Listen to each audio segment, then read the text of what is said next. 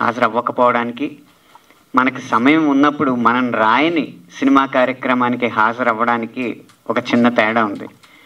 మనకు సమయం ఉండి మనం రాసిన సినిమాకి హాజరవ్వలేదంటే వాళ్ళతో ఏదో తగాదా ఉందని అర్థం.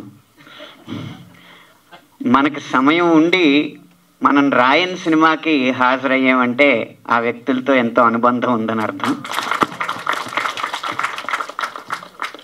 కాబట్టి మేము రాయని ఈ సినిమాకి హాజరయ్యామంటే, ఈ కార్యక్రమానికి హాజరయ్యామంటే ప్రభు గారితో మాకందరికీ ఉన్న అనుబంధం. మేమందరం పరిశ్రమలో ఓనమాలు దిద్దుతున్నప్పటి నుంచి వారు మమ్మల్ని ఆనవాళ్ళు కడుతూనే ఉన్నారు. అందరికీ పరిచయం చేశారు.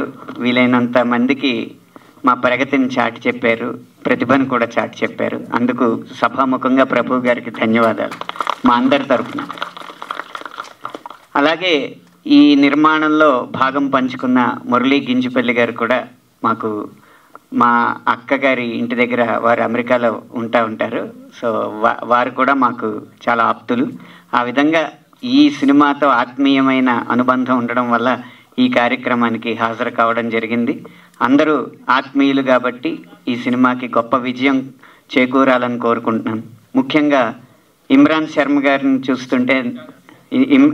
శాస్త్రి గారిని చూస్తుంటే నా గతం నాకు గుర్తొస్తుంది.